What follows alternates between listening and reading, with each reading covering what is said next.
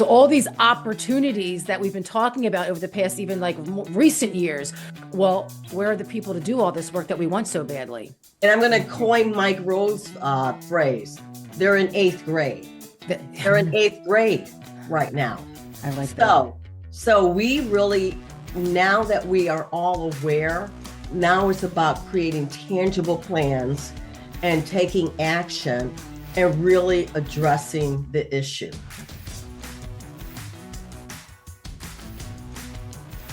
MMT followers, Christina Fuges with MoldMaking Technology, back for another quick MMT chat.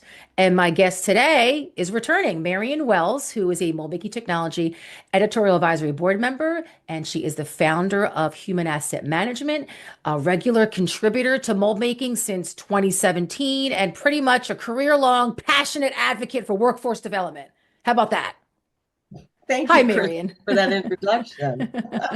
All right. So when you think about the past, we'll say 7 years of tackling the skilled labor shortage with mold making, what do you think has made the biggest difference so far?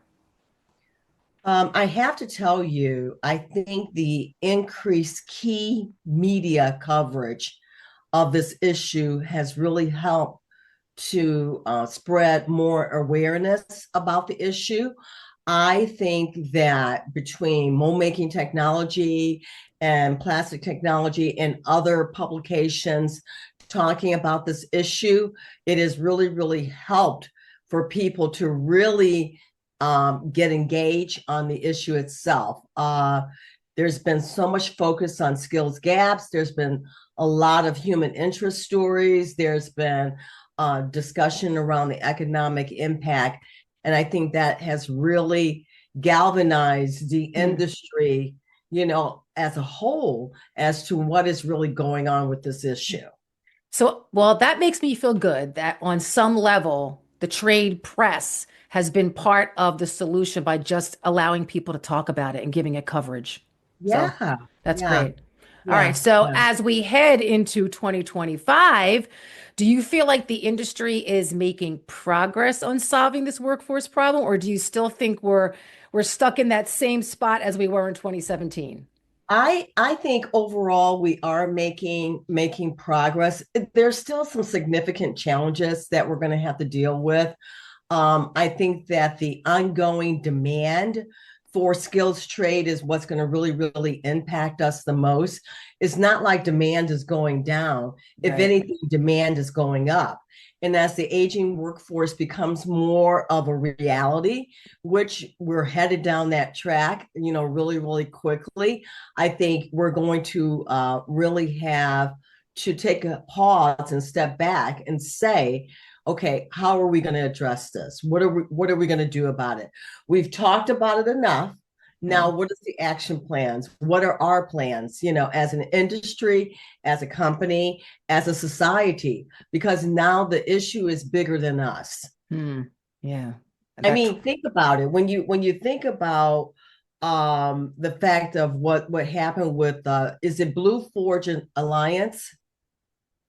The submarine. Okay. Yes. So you think about Blue Forge Alliance really raising that awareness about this issue and coming back to constituents in manufacturing and saying, oh my God, we've got to hire 100,000 skilled tradespeople within the next 9 years. What are we going to do about that? Yeah. That sets your hair on fire, right? Like, 100,000. Yeah. So, and that's just one issue. Yeah, I was going to say, you're right. So all these opportunities that we've been talking about over the past even like recent years with reshoring, with the CHIPS Act, like all this stuff we want to bring back. Well, where are the people to do all this work that we want so badly? It's still that same, right? And I'm going to coin Mike Rowe's phrase. They're in eighth grade. They're in eighth grade right now. I like that. So we really, now that we are all aware, now it's about creating tangible plans and taking action and really addressing the issue. Okay, got it. All right. So over the years, you and I have talked a lot about mentorship. So, Yes. and that's just come up repeatedly. What some shops or some manufacturers with success with that, others not. People start it, it drifts off. So, how has the approach to mentorship changed since we first started talking about it? Remember, we did those pilot programs. Yeah. I think it was Yeah. 2019. So, what has transpired since then, and why do you think it's so important to keep workers engaged? I think that to keep workers engaged, you really have to have this knowledge transfer. Okay. And you've got to really pass on best practices, right? And I think that more companies are starting to look internally, for training opportunities and look internally as to how can we match people together to help them work together to learn from each other, whether it's an older person and a younger person, whether it's a female and a male, whether Okay. it's someone who has a disability versus a non-disability, even a veteran, right? So we're learning that continuous learning doesn't discriminate. It can be inclusive and that we can learn from each other. And I think that message has started to resonate with a lot of companies. And I think they're putting programs in place to do that.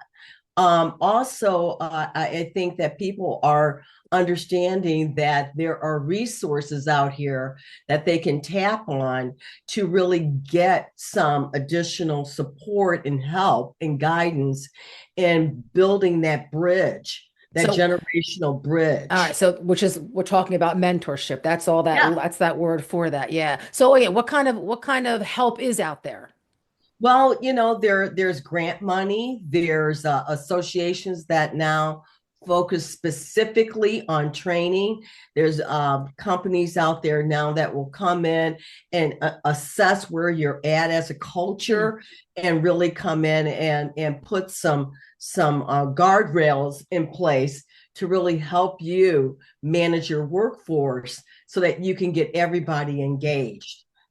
So it really starts with actionable things and Hmm. what can you do in order to make some inroads in your mentorship program. And there are podcasts, YouTube videos, I mean, technology. So we've got a wealth of information. It's just finding that person in the organization to curate it and Yeah. bring it back to leadership and talk about it on a regular basis and make it part of your leadership conversation. So it's making it part of your leadership conversation, and then that's followed up by whatever information that you have. How do you make it actionable? Because we still, I think, are in that mode where a lot of us are just talking about it, and they still don't know how to take that first step. Whether it is mentorship, whether it is cross training an employee, whether it is getting into a local school, like really getting in there, not just doing one tour with students and that's it. Like, do you have any advice on how to really have actionable steps to make this happen, like today? You've got to decide what team or what human within the organization is going to be accountable for this. Okay. You can't no longer ignore the fact that somebody has to own it. And in that owning, that's where leadership and the person that's owning it are working collectively to make those actionable steps take place and, getting buy-in from the company. Everybody looks at how you're spending your time and what are you doing with your time. Now it's about saying, we making a decision. We're going to do this. You're going to own it. Hmm. Please come back to us with the plan, and then let's start to execute. So, what do you think? How would you sell that? Let's say our target reader, like a small, mid-size mold shop, right? The owner. Um, how would you sell them on that? That is an invaluable position they have to create within their business. That's going I, to be a tough sell, even though it, they it, it, know the issue is huge. Yeah, it is a tough sell, but at the end of the day, at the root of any problem you're having within the company, there's a human involved. So if you think about the fact that people are in the middle of everything, whether it's quality issues, safety issues, customer service issues, sales issues, we want to grow, et cetera, et cetera. At the root of all of this, or at the middle of all of this, is our people. Yeah. So, you've got to decide how are you going to utilize your talent that you have in the organization to really address whatever goals, whatever issues, whatever strategies you're trying to execute. So I think the ownership has to recognize that people do play a very important role within your company's sustainability. All right. So you sell them on the need for this role. Yeah. So paint for me the picture of the characteristics, skills. Who is that person? That person might be kind of like a hybrid person. It could be a little bit of your HR. It could be a little bit of the operations manager. It could be, a little bit of the person that does all of the career development. So it's sort of like a blended role. Hmm. It's not necessarily just one individual. It could be a collective group. It could be a team.